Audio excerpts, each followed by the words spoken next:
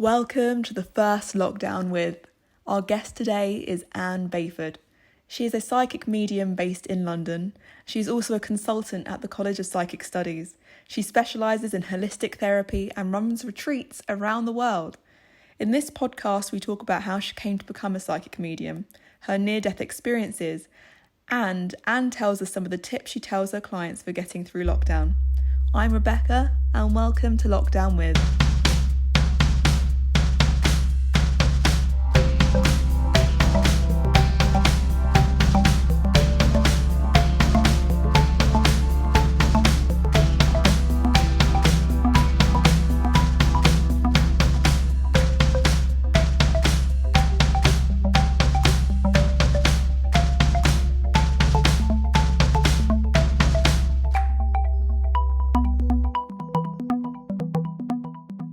Okay, hello, welcome everyone to the first ever Lockdown With, and the first guest that we have is a psychic, but she's not just a psychic.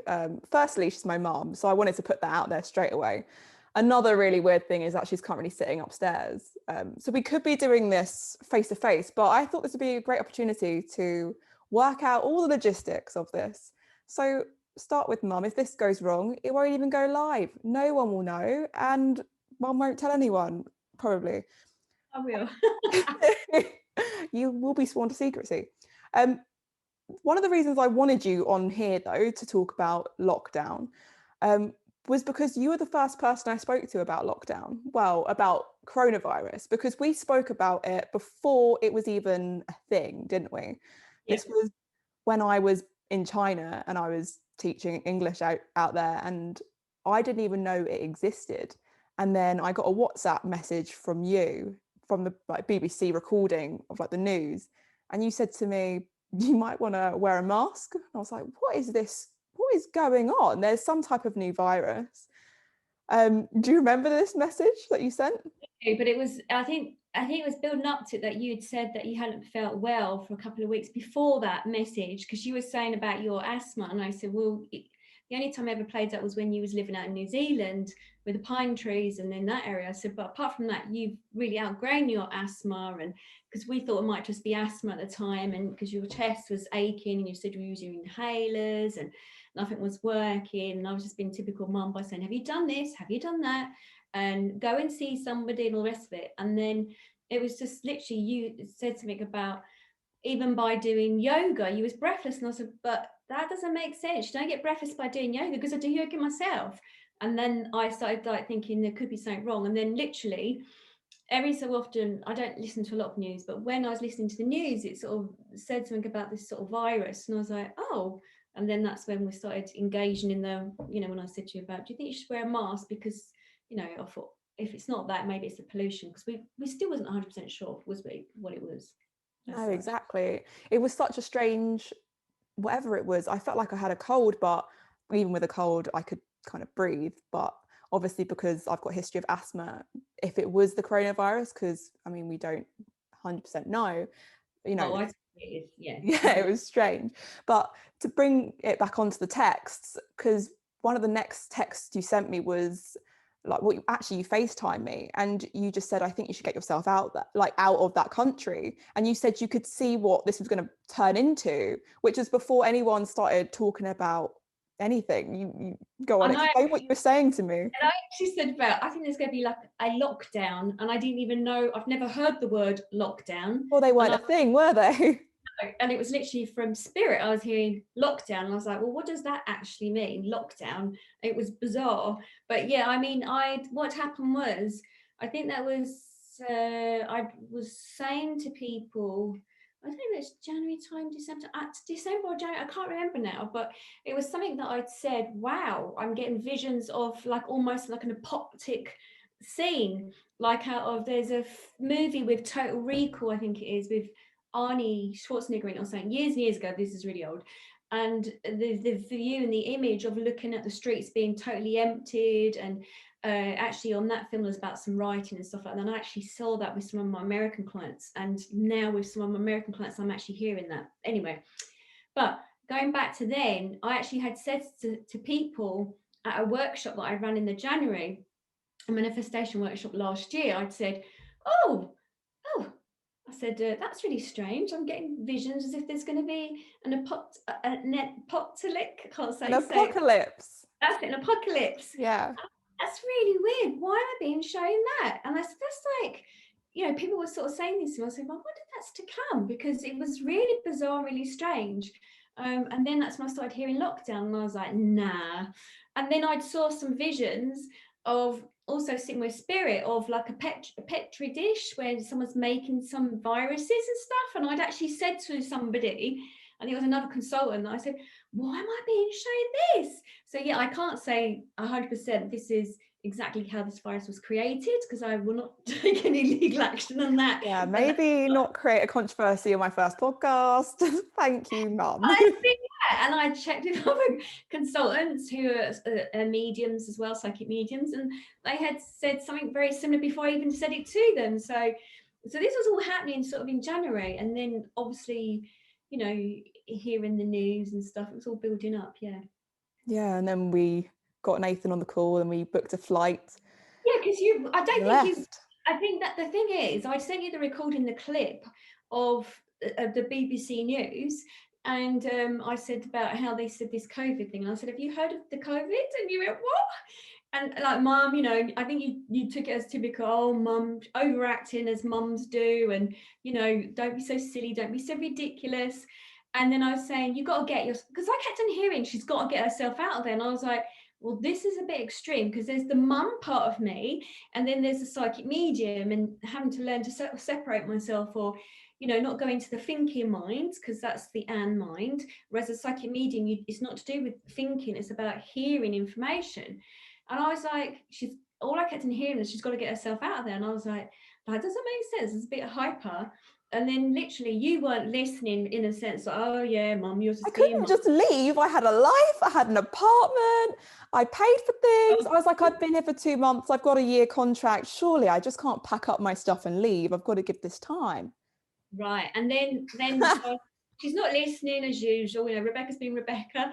And then I sort of said, right, that's it. So we got your brother Nathan to join us on the WhatsApp call. There's 3 of us, and because he's got, I don't know, like a wise soul, wise head, I don't know, but he's sort of, sometimes we say, Nathan, what do you think? Because that the 3 of us, it's like, is Mum overacting? And then if I am, he'll say, Mum, you're overacting. I'm like, fair enough, I am overacting. It's the kind of balance, because if I tell you you're overreacting, I get my head bitten off.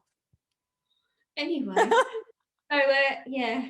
And then so Nathan, we'd spoken to Nathan, and I don't know, I think he sort of said something, and I don't know if that was before, when he said that the airports, oh no, They were that was starting to close down like flights and stuff, weren't they? I think he started hearing information, because he's a pilot for British Airways, which he was at that time. And then he started saying about what he started hearing and everything. And I said, I've got a funny feeling that she'll, in the end, they're going to lock it down. And she went, and we'd never heard of lockdown before. And I said, I've got a funny feeling that I'm hearing that they're going to lock down the airport. If she doesn't get the next flight out, she'll be stuck there. She won't get home. There's going to be problems. There's going to be issues. And that's what I was hearing from spirits, was sort of saying to me, the message was very clear. And I mean, that's what happened. I mean, when I did get on the plane, I logged onto the Wi-Fi on my second flight. I logged onto the Wi-Fi, and the headlines were 60 million people in lockdown and flights from China grounded. And that was, intense. But I think I want to bring it back to that we're speaking about quite a lot of spiritual things now. And for me, I mean, I've grown up with it through the time that you've been doing it. I've been growing up with it. So it's not new to me. But I think a lot of people would want to know a bit more about what being a psychic even is, because it sounds quite airy-fairy. A lot of people don't believe in it, and this video isn't to try and make people believe in it. No, but I'm not here to make anyone believe. No, exactly. Everyone believes in what they want to, but I think what's important is, even with this COVID, when you could see what was coming and see this kind of vision of what's to come in the future, I've used you a lot when I have been traveling, where you've got me out of sticky situations. Vetted guys from overseas, I'd be like, Mum, I'm seeing this guy, can you tell me if he's nice? And no, you tell me, and they've got no idea what's going on. But I mean, do you want to talk a bit more about your psychic stuff that you could do?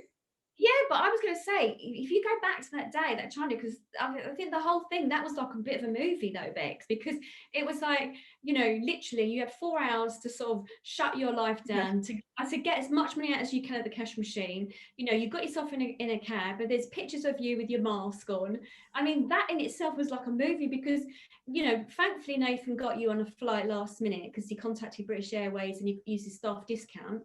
And literally you got to the airport and you were saying how eerie it was and everything, and you literally felt as if you got on the last flight out. It was that crazy. So that was but I could see all this happening, and you was like, I don't think I'm gonna get on the flight. You're gonna get on this flight, you will be okay, you're gonna get on it, because I could see you clearly. It took me 2 hours to get through check-in. I was so close to not getting on that flight. I could have been stopped for temperature, I could have been stopped for whatever. There were so many problems getting on that flight that it was really difficult. Yeah. And it was risky even having you come home because I have a lung condition, and yeah, because I had the symptoms. Exactly. And I was like, but I didn't know how serious it was myself. I'm psychic.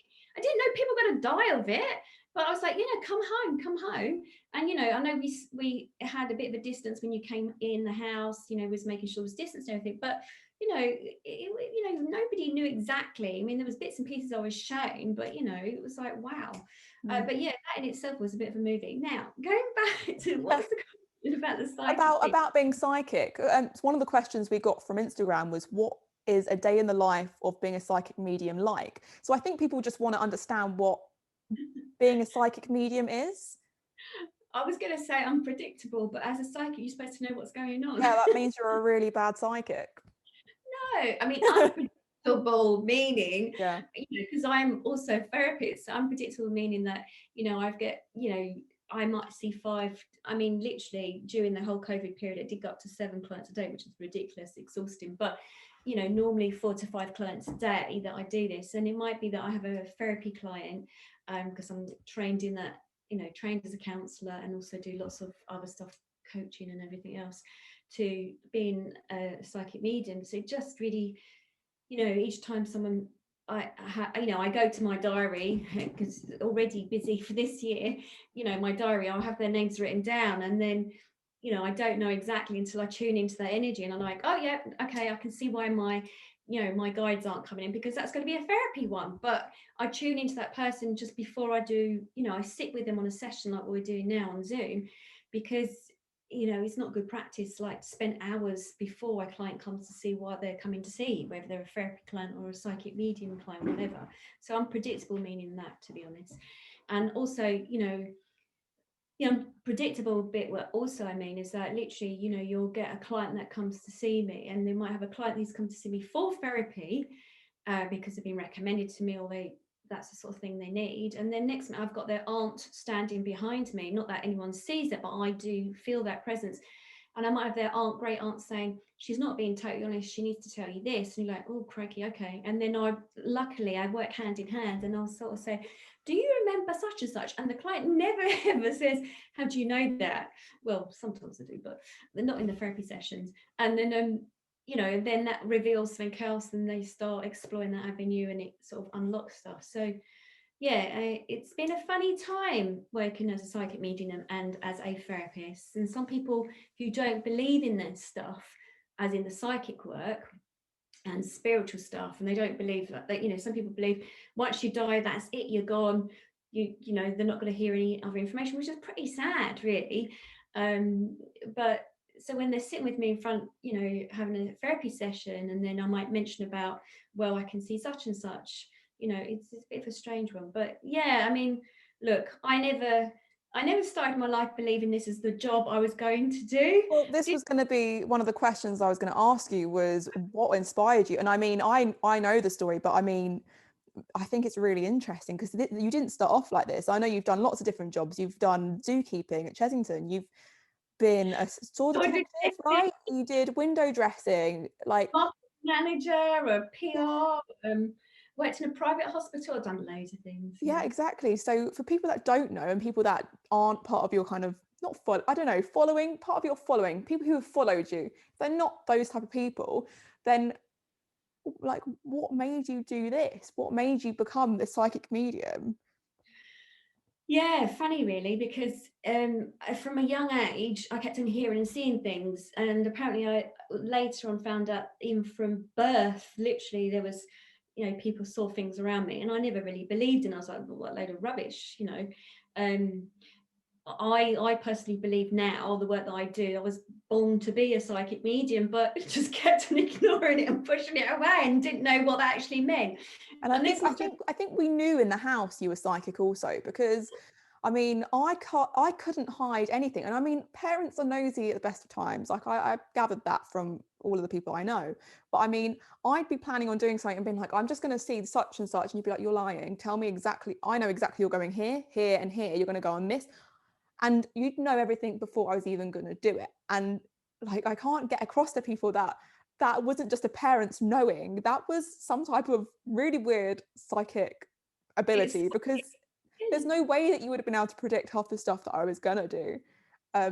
There's no secrets, unfortunately. I can't really hide From anything. both of you, from both my children. Yeah. Even though Nathan thinks I don't know half the things, but I do. Anyway, so literally, yeah, I think from an early age, I was seeing things.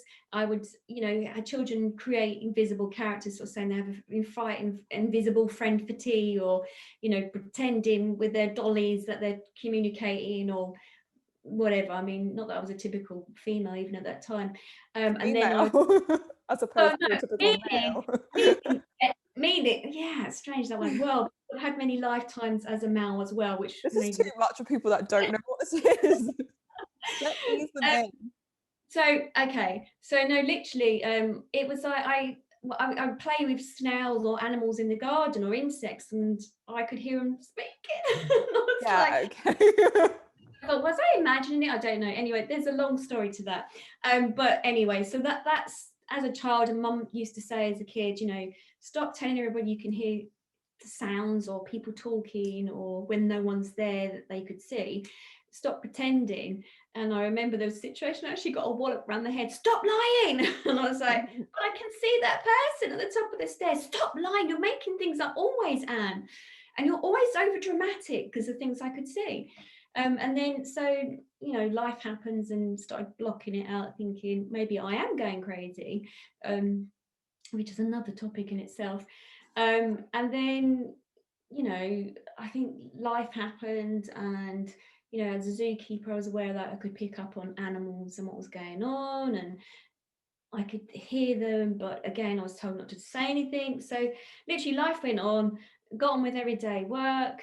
And then I think really what really happened was the day of my accident, I got knocked down. I mean, I don't know if you remember before that there was a time when you two were little, we went to Spitalfields, and I said to you, hang on a minute, I said, I can feel something. And we Oh, started this walking. happens all the time. Yeah, okay, so number one, we could be walking down a street and she'll go, oh, the walls, I can feel people in the walls. Or like, but worse, like, you know what, that's not even that bad, because that's contained. Like, I can pretend that doesn't happen. But like, what's worse is when we're in a shop. This was in the early days before you could kind of switch off. Now you've kind of managed to switch off a bit. But in the early days, when you're rediscovering your abilities, you'd go into a supermarket and you'd be like, oh, you've got cancer. But Oh, like, I did say that. okay, maybe not that much. Joking. No, never. Everyone very scared. She doesn't do that. But No. you pick up stuff about them that they No, didn't. I mean, if we remember that young girl that we bumped into near St Paul's, and she was working in that shop, and just started chatting to her. And then I said, oh, I don't know if that guy's a really good guy to be with. And she went, well, how do you know that I'm with someone? I went, well, and then I sort of said to her what I felt, and she said, oh my God, I was feeling that. So I just literally helped sort of encouraged her in the way that she was feeling. I didn't sort of go, oh no, don't. I know, but it did come out of the blue, and it was quite embarrassing when we were walking with you. But you know what? You've now become into the position you were, but you touched on something then. So you were kind of ignoring your abilities, and you Yeah, kind of thought you were going crazy until the day that you got hit by a car, which is obviously the yeah. day that I remember. That was a big thing. But do you not remember we went to Spitalfields when I said to you, oh, hang on a minute, there's a plague pit round here, like a Yeah. pig sniffing out truffles. I do that at plague pits in London, and we, took you to somewhere, there was a catacombs and stuff like that. But that's what we used to do as kids. We used to, used to take you around London, show you all the sites, but we used to pick up on history and what happened, that we leave a footprint in history and stuff. So yeah, there was all that. It's why for Anyway, people that do know me, that's why I know weird facts about London. And like, it's why I might come across as weird, but not as weird as maybe my mother. Like, no, you know, I love you.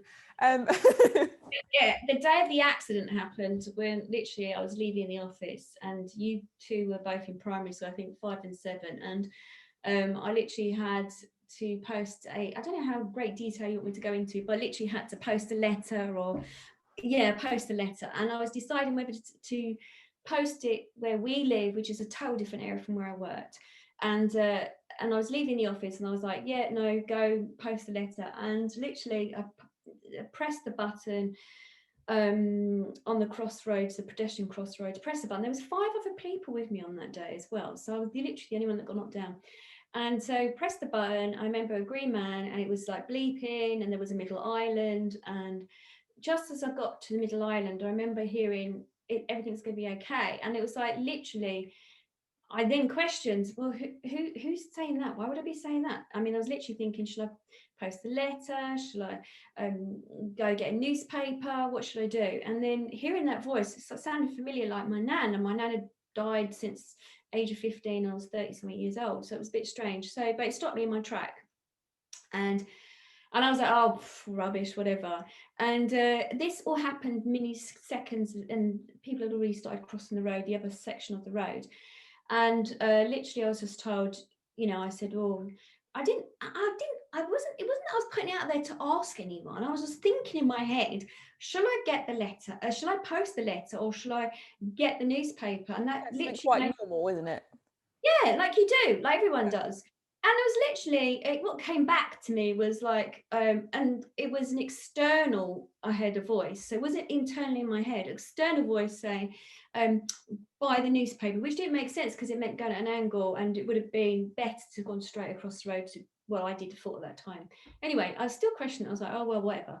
So yeah, that saved my life necessarily, in the sense that my head wasn't chopped off by the windscreen. So that's the difference. Whoa! Anyone eating? I apologise for this graphic information. Could be worse, Becca. That's nothing. Okay. So no, I mean, I was told that by the police. Literally, if I'd gone straight across to post a letter on that day, your head would have been severed by the windscreen of the van. There was no return. But what happened was, because I went at an angle, which is the most important, I listened to that internal voice, or external voice, which I heard internally, sort of say, get an angle. And then so I never knew what happened to that letter, actually, thinking about it, 20 years old. So going at the angle, the van hit me on my left-hand side of my body, and 40 miles per hour he was traveling, and then I sort of bounced off the side of the van, and then went about 10 feet across the ground or something, whacked down on my right-hand side. And then so that was the physical thing that happened. I whacked my body on my right-hand side. I'd damaged my knee, the cartilage, my foot had 7 breaks, my foot had actually been ripped out of my ankle, sort of thing. And okay. Yeah, okay, so the Achilles was damaged, everything else was damaged. Anyway, and then had internal hemorrhaging, spleen, kidneys, gallbladder was damaged. There was lots of whatever, because your body's still shaking from the impact, and ribs and that. And then, so that was the physical thing. I actually ended up on the ground, whacked, whatever, and damaged. The van actually just drove off, I was told, just left, hit and run. And then all I remember was this guy, I still remember it, but they must have been crossing the road, and he was just still talking, because I could hear part of him talking, so everything's going to be okay, everything's going to be okay. And he leant down and bent over me. But I don't remember being hit by the van. I don't remember the pain of that at that particular time. I just remember that I was somewhere else. And I was like, it was the weirdest feeling, because at that time I trained as a counsellor. So I was very logically thinking about things. I was really science-based. You know, I never believed in the fact that people said near-death experiences or out of body. I thought it was a load of rubbish, to be honest. And yeah, I didn't believe in it at all. So literally, yeah, so that was happening. And then I felt as if I was somewhere else, being told some information. Yeah, I was looking down. I didn't know it was my body at the time. I was looking down, and I remember there was part of me that was in the lorry cab part, where the lorry driver was on the other side of the road. I remember hearing his conversation and saying that some silly cow had got knocked down by a car, and he was listening to Capital Radio, and I heard they were going to airlift some woman, blah, blah, blah. And I didn't know it was me, but how the hell could I be in that lorry opposite the accident when I was on the Yeah. ground? So it was this near death experience that kind of knocked you back into your Yeah, kind of career that developed off the back of yeah. that, where you obviously had a long recovery and stuff. So you then use that time to kind of develop your spiritual I was side. disabled for 4 years. I mean, you remember I was in a wheelchair and I had a walking stick and never knew if I was going to recover properly and stuff. So having that time where obviously knocked off my feet and then, trying to make sense of what actually happened on that day, what I was hearing, where did I go? I'm a counsellor. I believe in science and the brain. What did I experience? So, I was experiencing post-traumatic stress as well. I was diagnosed with that. So, and I became agoraphobic. So I was like that. So I had a good 4 years of trying to look at what was going on for me. Yeah. And then Yeah. move. And then, so how many years has it been now since your spiritual journey? So how long has it been? 19, 20 years, something like that. Yeah. And now you're at the point where you are a consultant at the College Yeah. of So Psychic Studies. I'm a consultant at the College of Psychic Studies. It's world renowned, well known. So to get into that position, and it's not just a job that you is vacant and then you go for an interview. It doesn't work like that. You have to be sort of, and it sounds a bit, but you are hand chosen. You are picked to be in that position. So extremely lucky and see clients all around the world and do bits and pieces. Yeah. Yeah. So it kind of brings us back to lockdown now.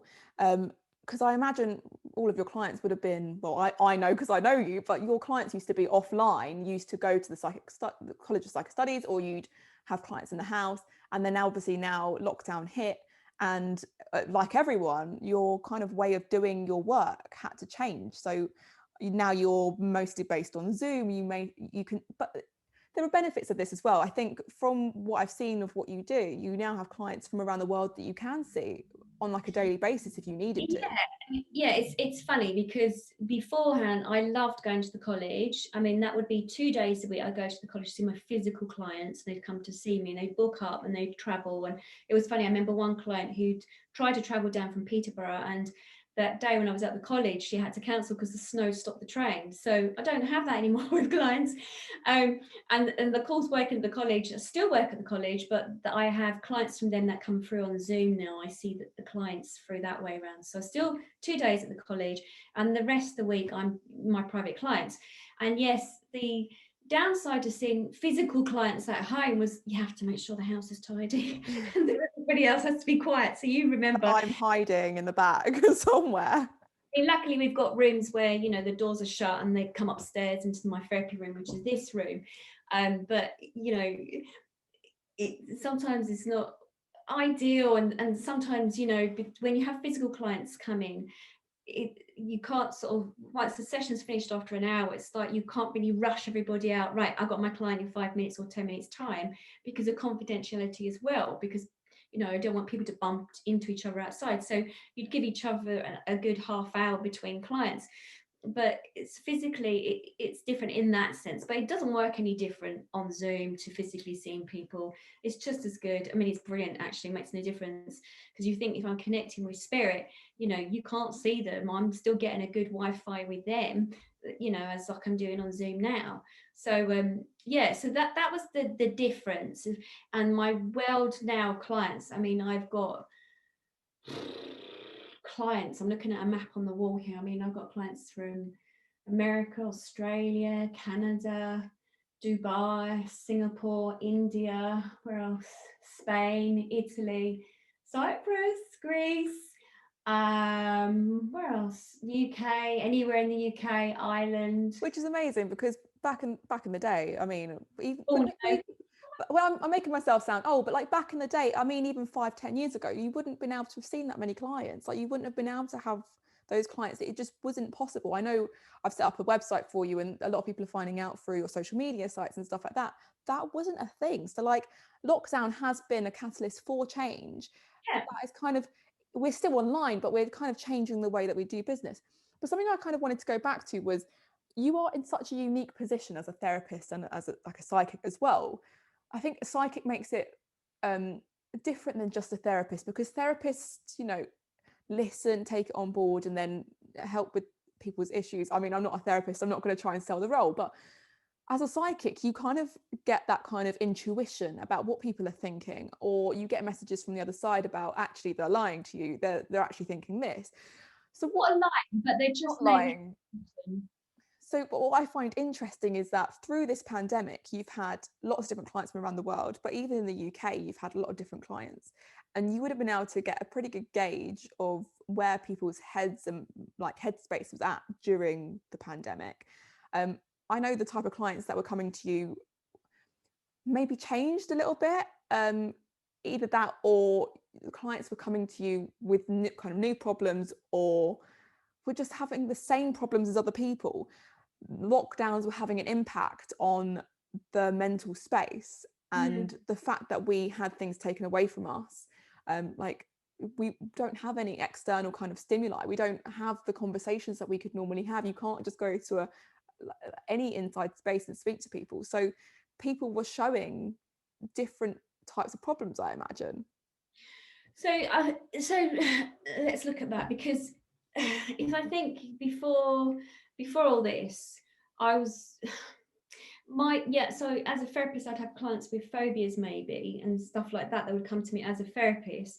Now, God, I mean, stress levels have been extremely high. I mean, I wouldn't say I've been unlucky as a therapist in the sense of what I'm going to say is I've had at least 7 clients who've been on the edge of committing suicide. And, you know, and it's just, I mean, I've been lucky. I've had professional support to help me through this as well, and to help them. And, you know, luckily none of them, you know, did do that, which is brilliant. From, if we look at that perspective, I actually had a couple of my clients who, yeah, this will sound bizarre, I had a couple of clients who came to me that were on the verge of committing suicide, in the sense they were going for a terrible, terrible time. Now, okay, from me as a person, I don't know if I've ever said this to you, but maybe, I don't know. Yeah, as a teenager, I was on the edge at one time, and I was on the verge of committing suicide a very long time ago.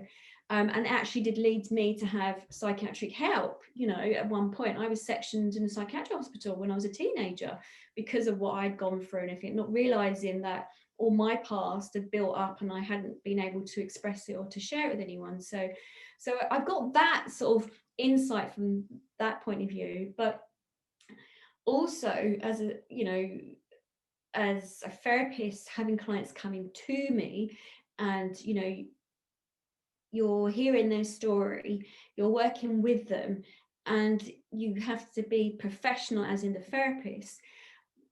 And then I've also, as a psychic medium, I've actually had loved ones who have committed suicide on the other side, who've stepped forward to talk to the person in front, the client, sort of saying, I'm okay, I'm here, without them asking me or telling me that their loved one has committed suicide. But I've had clients who've said they're on the verge of committing suicide, but they've actually contacted me to ask me, what is it like on the other side? Or what happens to your soul? Now, I don't know how many therapists receive that. Maybe they do, I don't know. Or psychic means, I have no idea. So it's funny, I've looked at so many different angles, and I feel fortunate that I've been able to help the individuals with that. But so that's been, since the lockdown, I've never had so many people wanting to know so much about suicide, and I'm doing my own thing, and I'm going to do a podcast on that, you know, talking about the soul and the journey and stuff like that. It doesn't make me an expert, but just having a little bit of insight with it. So yeah, it's true. Well, I was really interested because you've spoken to me about this before. You have said, although it wasn't one of your clients, you've had someone that came to you and they had a loved one that passed and it was suicide.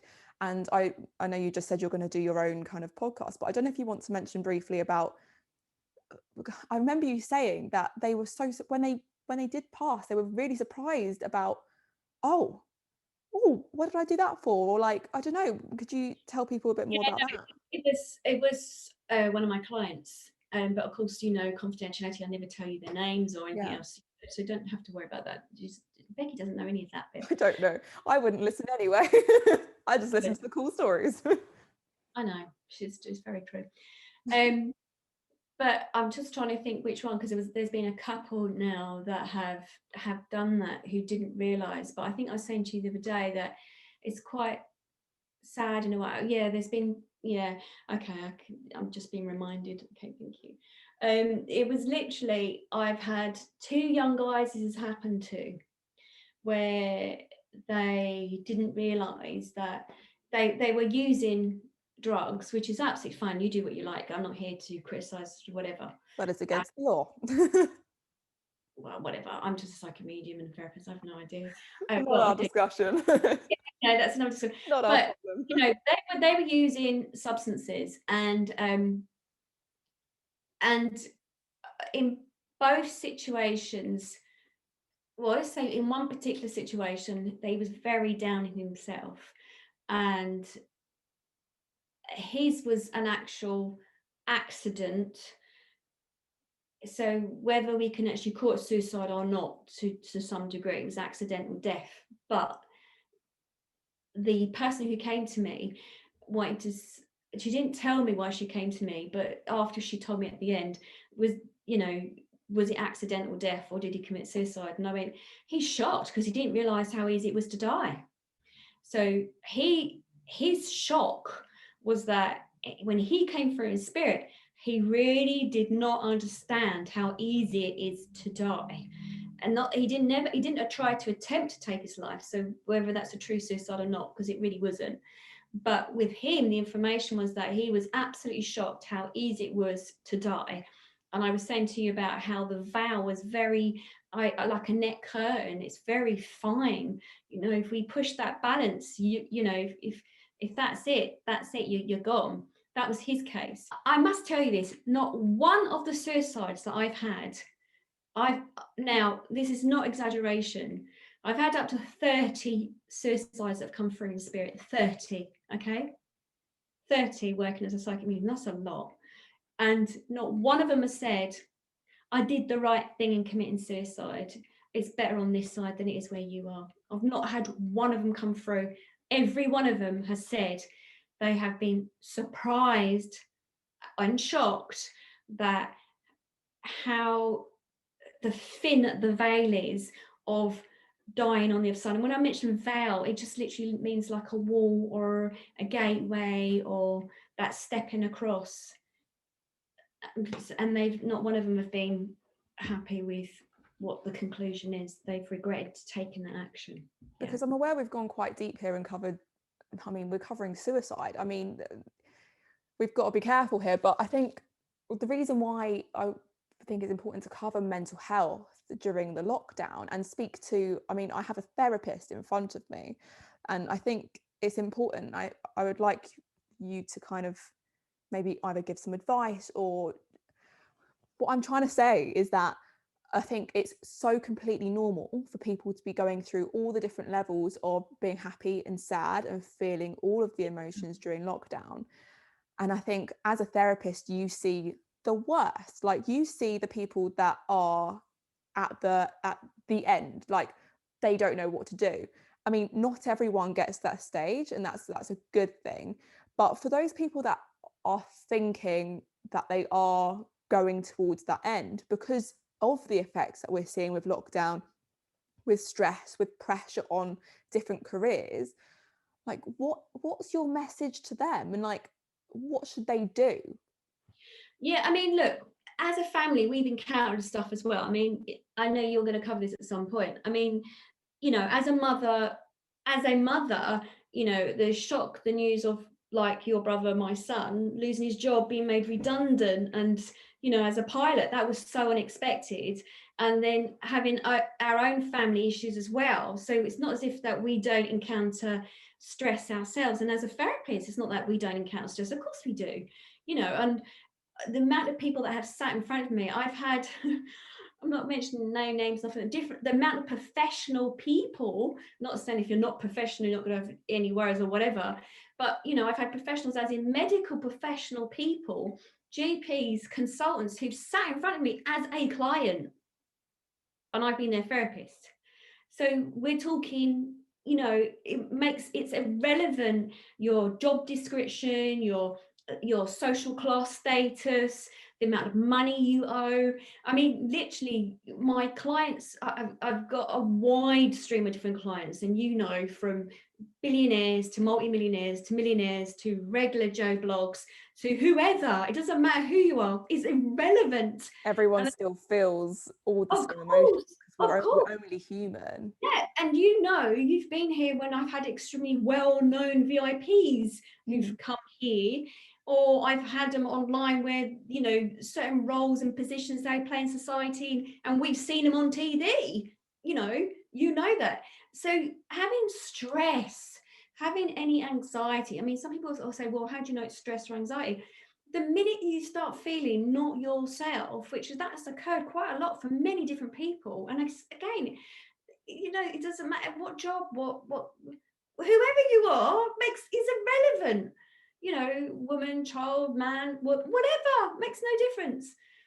It really is, it makes no difference at all. The thing is, when you start feeling not yourself, and this year has been that time for not feeling ourselves, that's the little indicators, that's the little signs, you get sleepless nights, going off your food, just those tiny little indicators, just getting to know who you are and what makes you happy. I mean, I've said this, I do many groups online, wellness groups and stuff, and bringing people together just so that they're aware that they're not the only one. I think that's the most important thing, is even taking me back to when I've had it, it's knowing that you're not the only one, that there are some signs to sort of say, hey, now you need to take some time out for yourself.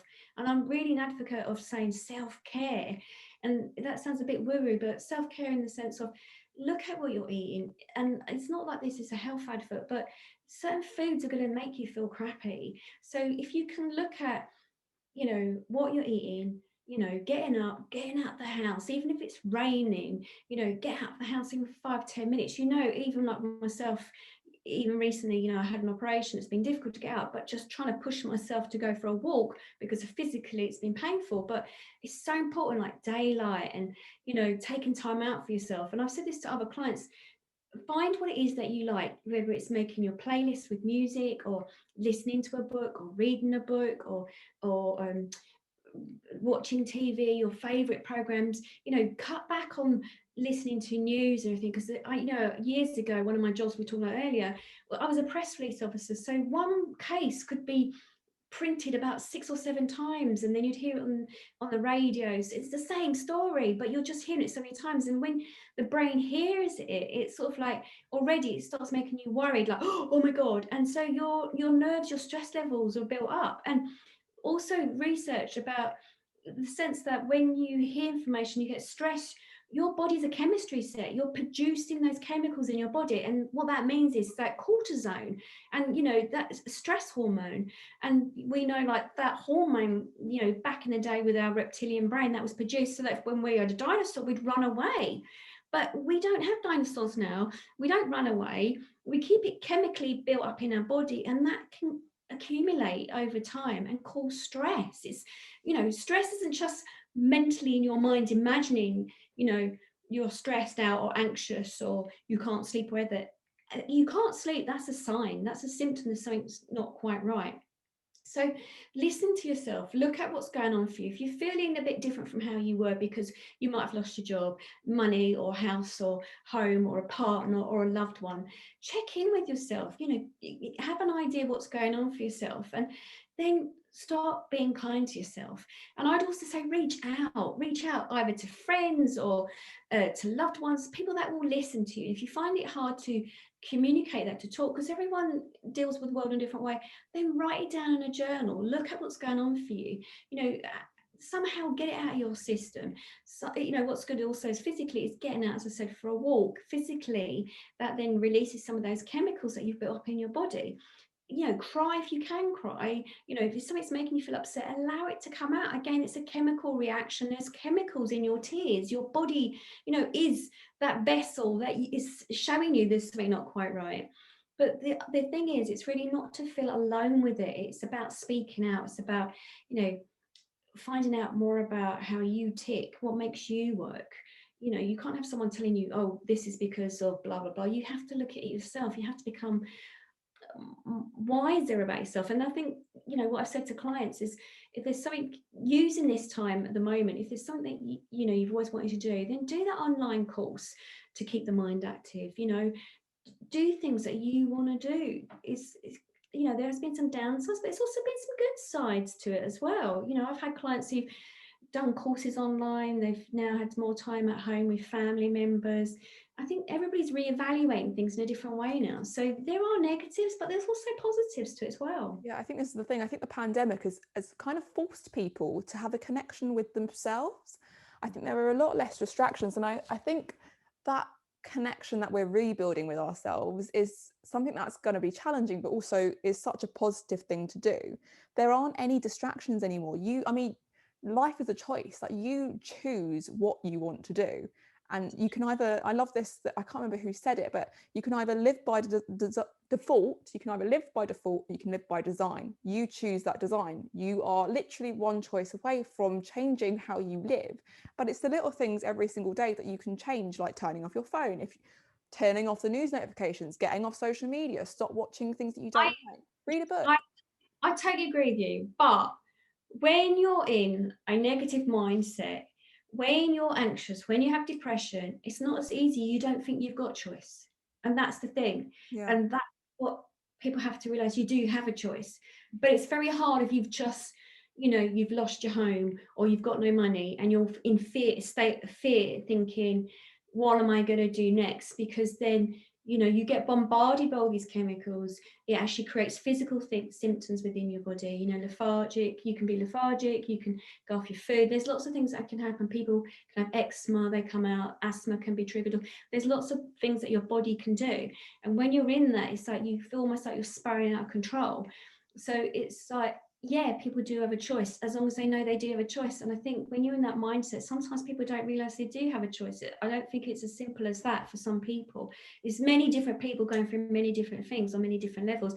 And if you've got a history of depression, this is only going to sort of add to it, really, in a sense. But the choice, yeah, I get what you're saying, but I think it's that mindset of, I mean, what I would say, and what I have said to many clients, and I learned this for myself when I had panic attacks through stuff that happened to me in my past, and that's why I started training to become a counsellor, was that I learned about mindfulness, you know, and learn about to be in the moment, you know, not allowing, be aware that if you're overthinking of what's to come or how you're going to pay your bills or, you know, where you're going to live, or, you know, you want to come out of a relationship, if you allow your mind to overthink, that's creating sort of anxiety already. That's, you're worrying about that problem before even that problem's created that issue, sort of thing. Yes, you might have lost your job. Just stop, breathe, take a moment, be in the moment. Because when your mind is in a clearer state, it's easier then to think it through and what do you do next.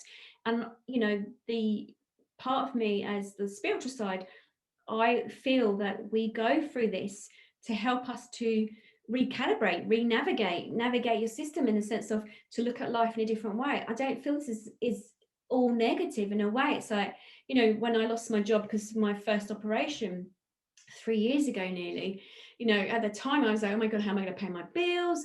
You know, I lost my job. I was in a state of like, oh my God, I don't know what to do. You know, I was anxious, I got depressed.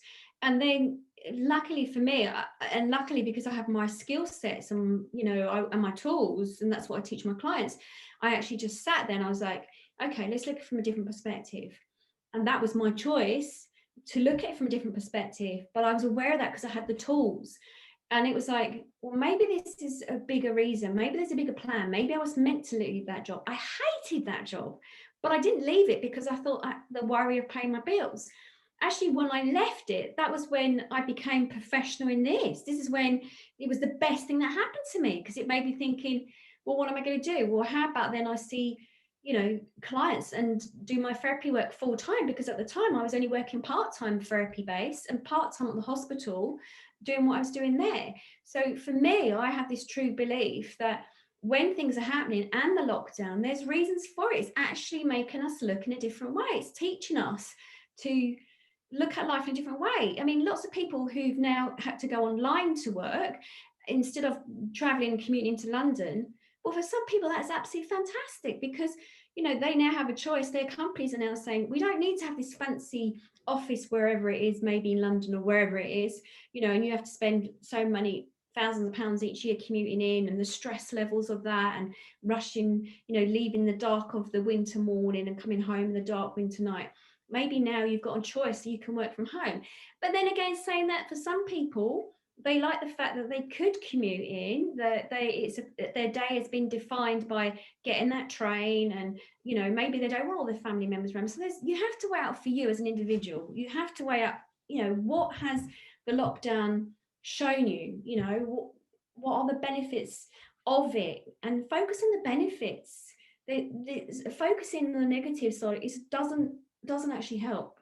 If anything, if you become aware of there is a negative, then look at it, then turn it around almost as if it's like a box, and see the other side to it. What's it showing you? Is it showing that you don't like that job? You really hated that job? Maybe it's time for change. Maybe if you just lost your job, and I know you'll cover this with Nathan about his job and he being made redundant. Maybe it's like, as myself with the hospital job, maybe it's an ideal time that you think, right, I can switch up now, I can change my career. So I try to see the positive sides to all this. Yeah.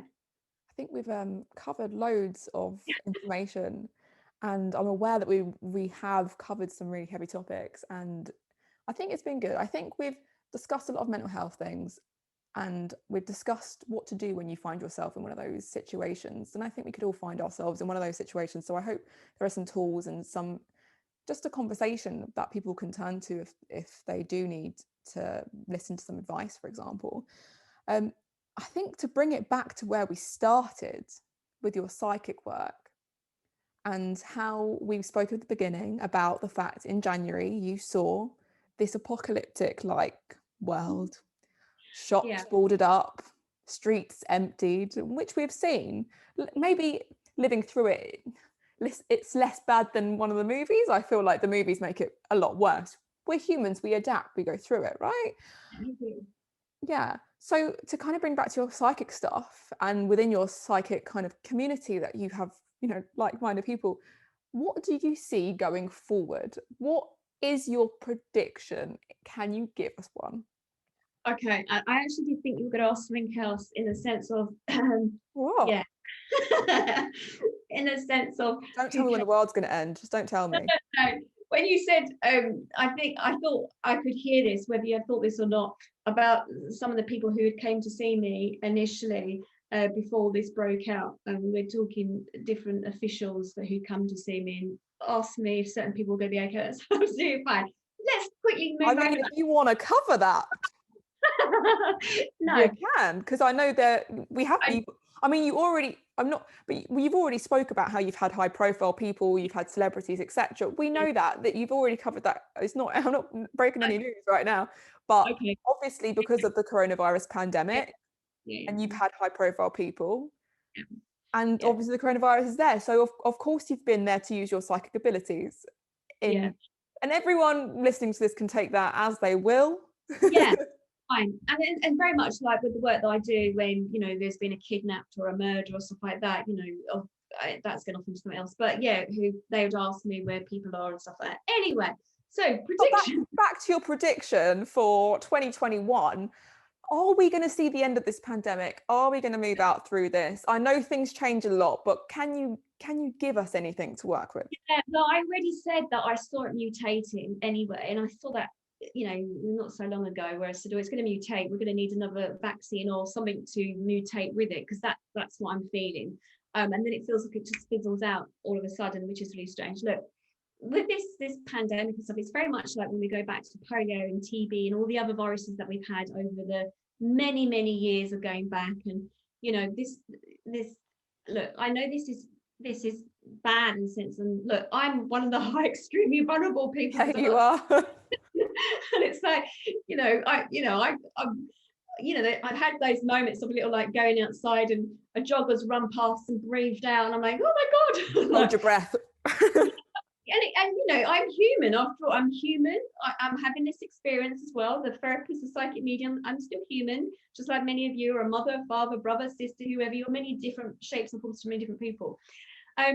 But it will go. But we've got January and February time. I mean, and everybody can see that even from listening to news. But I did say this a couple of months back. When we get to January and February, and I said this to my clients who've had readings before now over the last couple of months, I said, come up to January, February, it's still going to be a bumpy road, a bumpy time.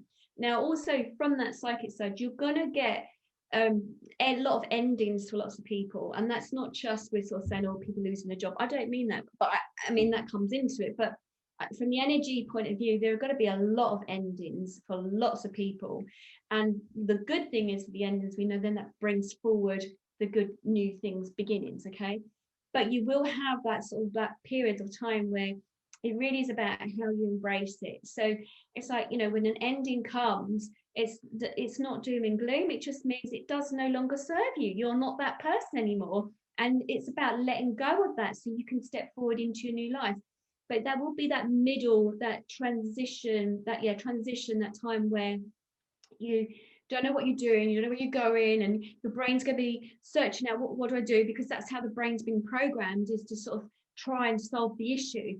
But all I want to say, I mean, for myself, there's been endings as well, but you just have to sit back and sort of say, okay, just breathe. And that's all I want you to do, is just to breathe and be in the moment, and just be aware that you just take one step at a time. That's all you need to do. So January and February, if you're thinking from the psychic perspective, lots of endings. When the endings come for whatever it is, either jobs, relationships, moving, whatever it is, you know, I know there's be some people house chains will break as well, and some other things. Just take January and February as a period of hibernation and learning and self-care and nourishing yourself. Really take that time to say, no, but these are the months where I'm really going to know what I want to do. And it might be that it shows to you that you lose that job that you hated in the first place. Just means you need to look at what would you want to do. And life is just too short. From Spirit on the other side, life's just too short. Humans take too long in deciding when to do something. So in a way, this lockdown has sort of come as a period of time to say, wake you up, come on. A bit like when I got knocked down, it's sort of say, come on, look at life in a different way. What is it that you really always wanted to do? And why don't you just get on and do it? You know, why don't you use this time to sort of say, right, let's retrain, or let's have a look at what I want to do. If it's another country you want to move to, then you start looking at what you might need, the requirements. Now, when we go into March, I mean, from March 24th onwards, things really do change. And it's almost like we go full speed ahead. Things do change. So look, I've booked my retreats up for my clients. We're going to be doing them in June and July. I feel it's going to be okay. I hope I'm not putting my neck on the rail here. You are definitely putting your neck on the line here. But I mean, but that's what I'm feeling. I'm feeling when we get to May, June, July, the summer months, it's different. And I don't know if I can really see it here next year, the virus. I think we'll still be alarmed and be wary and stuff like that. But life starts getting back to normal. It takes a little bit of time, but it will get back to normal. So yeah. So really use the time. If you can't work at the moment, you know, use that time to read those books and to clear out that wardrobe, to, you know, to do what you wanted to do. You've been put on hold because you never have time. Use this time now, turn it into a positive, you know, moving forward. That's what I'd suggest, to be honest. I do also find it really weird, the same thing that you said at the very beginning. Someone sent me a clipping from a book, or I think it was a book, but it was of this psychic who years and years ago predicted that there would be a virus in 2020, and then she said it's just gonna disappear. And okay. Yeah, so stuff that you're saying, and obviously because I've seen other psychics and stuff, they're all saying the same thing. March things start moving forward, but it's just funny. But Anne, we've taken Anne. Anne. Saying Anne is just really weird. We've taken up a lot of your time, but thank you for all the information that you've given us. I think hopefully that the information that you've given us will be insightful and hopefully resonate with some people. And hopefully if they do need advice, then they can seek it in other ways, but also maybe use this. For you going forward, how can people connect with you if they wanted to? Okay, yeah, I mean, and today I wasn't ready to sell myself, but it was who I am. But yeah, I mean, yeah, I've got a website, so it's www.annebayford.com. You can go there. I also have a YouTube channel, and again, that's Anne Bayford, and I'm on Instagram, and I put bits and pieces out there for people. But on that website you can contact me. And yeah, you can contact me through the website. I think there's an email they can contact me directly through that. Is that also, they don't have to book the appointment? I have to ask Rebecca, she set up Yep, the I made it.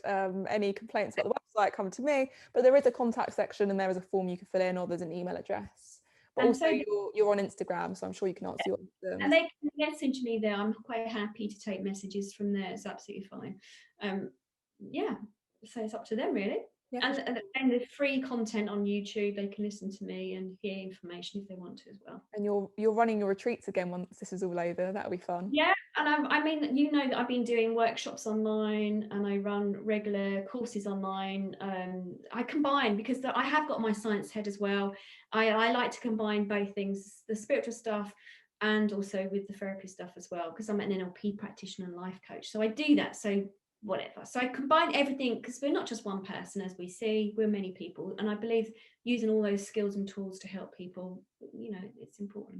And your workshop's a good point, because you've already got a workshop that you can buy, can't they? So you did a webinar and then you recorded it and you put it back online, and now it's available, I mean, to buy, but there are some discount codes that you can give out if people need them. And that's Yeah. on reactivating the soul, which is all Yeah. about coding and what you're here to do and finding your purpose again, and finding out who you are really, or who when I wrote that blog for you, it's who you were and who you are, because you've been here before.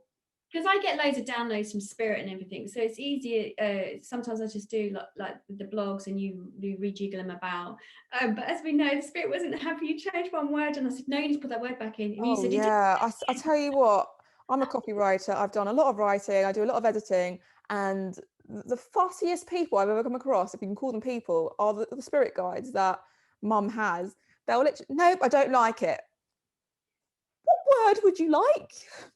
Like, yeah, it's but funny, as you were saying in that course, every word is coded, every word has a meaning. So by me using a word that they don't like is probably their way of saying you've used the wrong code. That's not going to resonate or unlock things within people that they need to. So and that's it exactly, and you're spot on with that. That's exactly it. So there's that on that webinar which they can go to, or the blog which is free, and the YouTube which is free. I do Spotify meditations which is free, but they're all very spiritual stuff. So there's that other side as well. So it's up to them as an individual who would be interested in whatever they're interested in. Yeah. amazing. Well, thank you for your time, and thank you for answering and sharing your knowledge with us today.